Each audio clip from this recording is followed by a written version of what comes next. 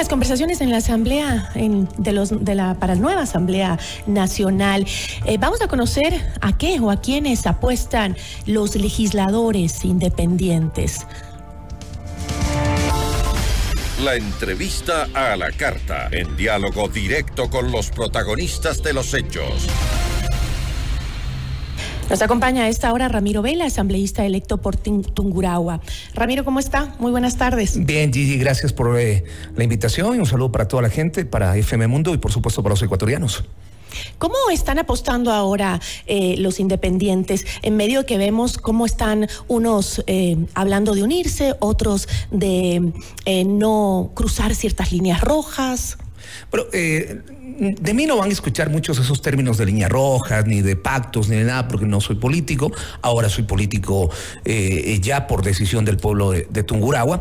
Y yo creo que todos tenemos que apostar a lo que hablamos en campaña, porque todos los entrevistados, los candidatos, ahora asambleístas, hablaron de que hay prioridades. Y las prioridades, la primera es el control de la violencia, la inseguridad que vivimos.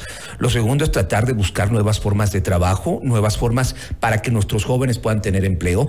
Y de ahí apostarle, por supuesto, a la inversión extranjera, que lamentablemente en medio de tanta inseguridad, no solamente delincuencial, sino jurídica, pues la gente no quiere invertir en el Ecuador. Ahora, si para ello hay que generar bancadas, que eso dice la propia ley orgánica de la Asamblea Nacional, es lógico, pero que esas bancadas no tengan ningún interés particular y peor aún metidos en el tema de dejar insubsistentes ciertos temas que vayan con impunidad. Entonces, a eso personalmente los independientes, he conversado con varios compañeros, lo vamos a apostar. Pero ya tienen conversaciones de ver por dónde lado, más o menos, quiénes van por su lineamiento. Sí. A ver, primero hay que ser coherentes con lo que el pueblo ecuatoriano quiere. ¿Por qué estamos gente nueva en la política? En mi caso, ¿por qué he decidido ingresar? Por el momento histórico que vive el país. Y ese momento histórico nos dice que estamos al borde o si ya no estamos en un abismo. Basta ver las noticias todos los días y todo lo que nos está pasando. Entonces, tenemos por dónde apostar. En el caso de Tungurahua también tengo que ser coherente con la gente que votó conmigo. Y Tungurahua votó masivamente por Daniel Noboa, por un cambio, por una persona joven, por una persona que pretende generar algo distinto. Entonces, yo he decidido apoyar las iniciativas del presidente, quien dialogó conmigo. Apenas había ganado la primera vuelta, tuve el gusto de recibir una invitación para conversar con Daniel.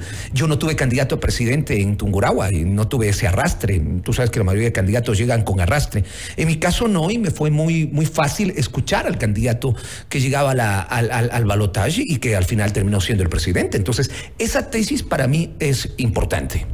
Entonces, más o menos si puede formar alianza con una mayoría de gobierno, digamos. Al ser un candidato independiente, soy el único candidato del movimiento por el cual representé, sí. Y ya he tenido 2 reuniones con la bancada de ADN. Ellos aparentemente son solo 14, pero he conocido y he visto que varios se han acercado por el proyecto, repito, de Daniel Noboa, el proyecto País. Y yo lo he hecho, he escuchado su participación, he escuchado qué es lo que va a proponer. Lo del viaje lo sabía antes porque tuve una reunión en Guayaquil. Conocemos cuáles son los principales temas a tocar. Muchas cosas se podrán hacer desde la Asamblea, otras lamentablemente tiene que hacerlo el Ejecutivo. Se ha hablado inclusive de una consulta popular y yo creo que eso sería un momento si la Asamblea no logra generar ciertos cambios, porque la consulta popular también representa un egreso para el país. Ahora, hay un montón de proyectos represados, hay que tomar prioridades con los asambleístas electos que hemos conversado, plantean que sí, que hay que tomar definitivamente prioridades. ¿Cómo organizarse para esas, justamente elegir bien esas prioridades en base a lo que usted ha mencionado, que son temas como seguridad, lo que más le importa a la ciudadanía, empleo? La vieja política y la vieja asamblea proponía que cada asambleísta llegue con un proyecto nuevo bajo el brazo. ¿Y cuál era la calificación de los asambleístas? Yo presenté 2 leyes, presenté una ley, presenté 3 leyes, y al final salías de la asamblea sin ninguna ley aprobada, pero con el membrete de que presenté 560 leyes están represadas. De esas, más de 100 leyes están represadas directamente con reformas al Código Integral Penal, que es algo que nosotros hemos propuesto. Entonces, ir con agendas nuevas no sirve más que de membrete. Lo que tenemos que hacer es visualizar cuáles de esas agendas o de esos proyectos de ley que están adentro pueden ser actualizados y pueden ser puestos al momento. Una de ellas, repito, las 100 propuestas de reformas al COIF. Algo de eso ya se hubiera hecho antes, pero no se lo ha hecho. Esa es la propuesta principal. Usted ha hablado de que ha estado conversando con algunos otros independientes. ¿Ya tienen planteado una agenda que incluya lo que me acaba de decir? Personalmente, con los que he hablado, sí. Pero la agenda de una persona o de un asambleísta va a ser realmente de poca importancia frente a las bancadas. Yo escuchaba ayer una entrevista acá con el asambleísta Ibarra, hablándome de que ya tienen una bancada de 14. Y qué importante saber si esa bancada es para tener una representación en el CAL. Eso es importante. O para saber si esa bancada va a proponer algo nuevo, a dónde se va a sumar. En mi caso, sería más fácil sumarme tal vez a una bancada de 14, 15 y también ver a dónde voy. Pero yo he preferido, ¿sí?, mantener este criterio de que en lo bueno, venga de donde venga, tendremos que votar y tendremos que aportar argumentando. Y en lo que no estamos de acuerdo, por ejemplo, el tema de la impunidad, yo creo que los juicios políticos no es prioridad, por ejemplo, de esta asamblea. Fiscalizar sí, pero los juicios políticos no en el año 4 meses. Lo primero es que tenemos que darle seguridad a los ciudadanos y poder ver si generamos algo de fuentes de trabajo para los jóvenes, para que no sigan viajando ni para que se metan en temas delincuenciales. Ahí entonces no coincide con el pensamiento de la bancada mayoritaria, digamos, de la Revolución Ciudadana, ¿no? Que eso ha hecho incluso divisiones entre el Partido Social Cristiano, entre también el partido de gobierno ADN, ya han hecho sus distancias cuando ellos dicen, no, sí estamos detrás de un juicio a la Fiscal General de la Nación. Es que estas distancias deberían estar marcadas o están marcadas. ¿Pero eso no es una línea roja? Aparentemente es una línea roja. Para ustedes. Pero dicen que la línea roja se lo plantea ahora. La línea roja se la planteó desde cuando presentas tu candidatura. Yo, por ejemplo, no he ido por un partido que tenga vinculación a quienes quieren la impunidad, a quienes atacan para la fiscal. Yo tengo que ser un poquito, meterme en mi profesión. Nosotros que como periodistas, porque esa es mi profesión inicial, estamos permanentemente en el día a día, tenemos que irnos de la mano lo que el pueblo siente. Para mí, y yo lo digo personalmente ahora como asambleísta, la fiscal es de las pocas autoridades que para mí ha sacado la cara y en ciertos casos, no en todos, habrán algunos que no se han participado, es la persona que está atacando la corrupción. Yo no estaría de acuerdo en irme en un juicio político contra la fiscal a menos que vea algo diferente de lo que estoy viendo. Y el juicio político, repito, lo que lamentablemente le tenía acostumbrado a la asamblea anterior era el circo, salir en la cámara de televisión, salir en los medios, la bancada y decir, voy a ir contra esta autoridad. Sí tendremos que hacer fiscalización, por ejemplo, contra el Consejo Nacional Electoral, saber por qué se gastó tanta plata en unas elecciones del exterior que no dieron resultado. Los cortes de energía, Tungurahua está complicado, son 4 o 5 horas, el país entero. Veía hoy un reportaje que ustedes lo tuitearon sobre la Cámara de Comercio de Quito, las pérdidas son millonarias, y le escucho al presidente de ENCO, de las empresas públicas, decir que él cree que si hay algo de responsabilidad en el presidente de CENEL y que lo mejor que podrían hacer es retirarle al cargo.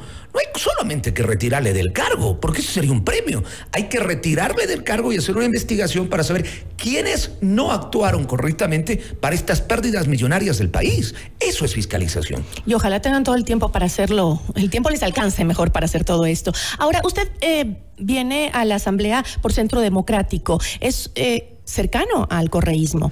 Yo no opino así, porque si yo voy a mover, que es la 35, era cercana al correísmo, excorreísmo.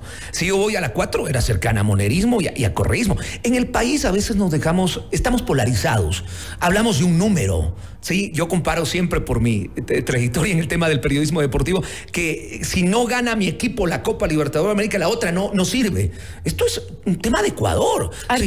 Y ahí comparo lo de Centro Democrático. ¿Por qué estuve por Centro Democrático? Porque fue el único movimiento que a mí no me exigió absolutamente nada para ser candidato. Y porque fue el movimiento que aceptó, no sé si condiciones, pero el hecho de no ser adherente, de no afiliar. Pero volvemos a ese tema que hemos criticado tanto, a esos partidos de alquiler, que son simplemente para una candidatura. Y ese es el problema que tenemos en nuestra clase política, justamente. De acuerdo. Es que acá hay un tema.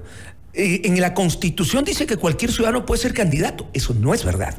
Cualquier ciudadano, siempre y cuando tenga el auspicio de un partido. Y es por eso que se siguen vendiendo candidaturas, se sigue promocionando candidaturas. Yo no tengo ningún problema en decir que para que yo sea candidato asambleísta, yo tuve la propuesta de 4 partidos. Claro, porque ese era el fin que tú tenías, llegar a la candidatura. Pero yo tenía 4 partidos, tenía que escoger con el movimiento que a mí me dé la libertad de actuar. Y mira qué coincidencia, termino siendo el único asambleísta y la norma aparentemente me dice, soy candidato a Centro Democrático. Pero la gente no votó por Centro Democrático. La gente votó por un nombre y por una trayectoria y por una propuesta. Es por eso, porque los partidos no tienen proyectos firmes, fuertes y no cumplen con el Código de la Democracia, porque eso dice el Código de la Democracia, ir generando líderes para evitar esto, ¿no?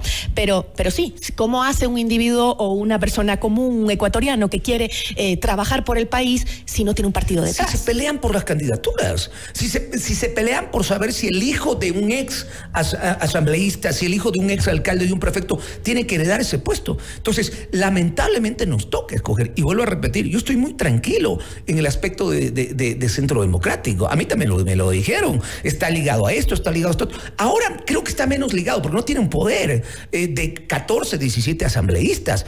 Mira el castigo que le acaba de dar el pueblo ecuatoriano a Pachacutic, de haber tenido 27 a llegar a 6. Entonces, los partidos políticos, tarde o temprano, tienen que empezar a trabajar en lo que tú acabas de decir, en líderes jóvenes, en gente nueva y en gente que de una u otra manera hayamos tenido una experiencia en lo privado y no necesitemos entrar a la política por lo económico, porque yo hasta el día de hoy sigo trabajando y trabajaré hasta la otra semana. La otra semana renuncio a los medios y me dedico a lo que me han mandado en Tungurahua. Ramiro, un gusto tenerlo aquí. Muchísimas gracias. Gracias, Gigi. Un gusto tener la oportunidad de conversar con la gente de Quito y bueno, espero volver acá con buenas noticias y ir informando lo que hacemos en la Asamblea. Esperemos que así sea. Gracias, y que le suba el nivel también de la aprobación esta Asamblea. Nos acompañó Ramiro Vela, asambleísta electo por Tungurahua. Notimundo a la carta.